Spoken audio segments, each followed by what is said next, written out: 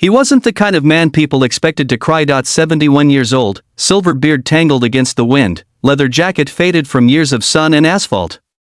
His name was Ray Bulldog McCaffrey, a lifetime member of the Hells Angels, a man whose fists had seen more fights than his heart had ever seen kindness. But on that cold spring morning, as the judge's gavel slammed down, sentencing him to community service instead of prison time, he stood there in disbelief, not because he got lucky, but because he knew he had nothing left to lose. The punishment wasn't what he expected. No jail, no fine.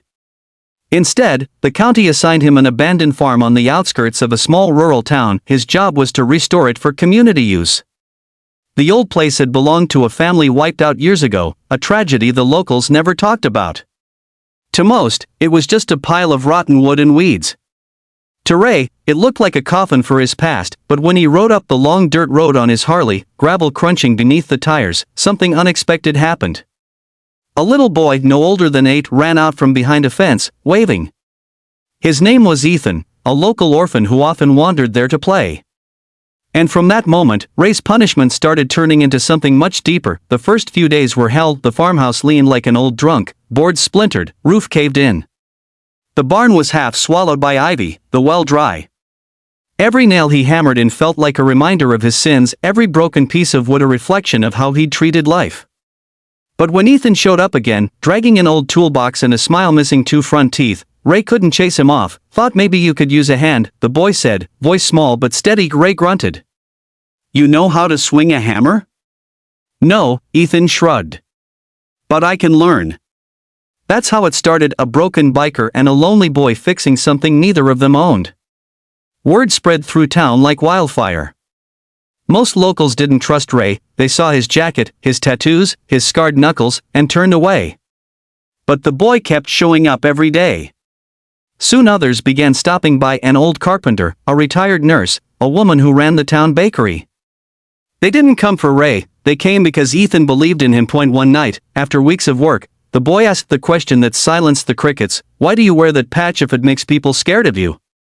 Ray looked at the flames in the barrel fire and whispered, because I didn't know how to take it off. For the first time, Ethan didn't speak, he just sat there, shoulders against Ray's, staring into the night. It was the first moment Ray realized the farm wasn't what he was rebuilding. It was himself. And then came the storm, a fierce one that tore through the valley, ripping half the roof off the barn they'd spent months repairing. The community that had slowly begun to trust Ray suddenly turned on him again. Should have known better than to trust a biker with a record, they muttered. Even Ethan's foster parents forbade him from visiting the farm again. Ray could have walked away, hopped on his Harley and disappeared into the horizon like he always had. But something stopped him this time. He stared at the wreckage, at the old wood and twisted metal, and thought of the boy who'd seen something good in him. He stayed. Through the wind, through the rain, through the loneliness, for weeks he rebuilt alone. His hands bled, his back gave out.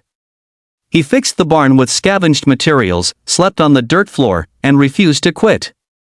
Every morning, he talked to the ghosts of his past, the brothers he'd lost to violence, the mother who'd died before he could apologize. I'm trying, Ma, he whispered one dawn, voice cracking. Then one afternoon, as he lifted the last beam into place, a sound broke through the quiet. Ethan's voice. You did it, the boy said, standing at the fence again, muddy shoes and all. Behind him came the rest of the town, the same people who had doubted him. They brought food, tools, and paint. Nobody said sorry, but they didn't have to. Together, they finished what Ray had started. By summer, the old farm wasn't just a building anymore. It was a community center for kids like Ethan, a safe place for those who needed one.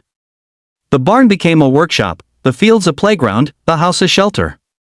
On opening day, Ray stood by his Harley, wearing the same leather vest, but this time the Angel's patch had been carefully stitched over with a new one, Heaven's Helpers. The crowd clapped, but Ray didn't look for applause. His eyes searched for Ethan, who ran up and hugged him around the waist. I told you people would see who you really are, the boy whispered. Ray smiled, eyes wet. Guess it took an angel to show a devil the way. That night, as the sunset painted the sky orange and gold, Ray sat on the porch, old, tired, but finally at peace.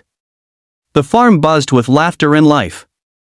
The punishment that was supposed to remind him of his past had instead given him a future, and as the camera would fade out on a YouTube screen, Ray's voice could be heard over the wind. You can't outrun your past, kid. But if you stop long enough to face it, you might just build something worth living for.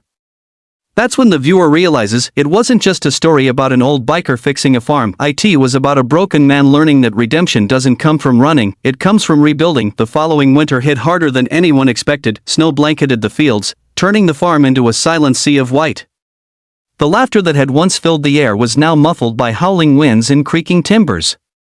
But even in the cold, the little community center stayed warm, mostly because Ray refused to let it die. He had changed. The once rough biker who barked orders and cursed under his breath now woke up before dawn to fix the furnace, shovel snow for the kids, and make sure no one went hungry.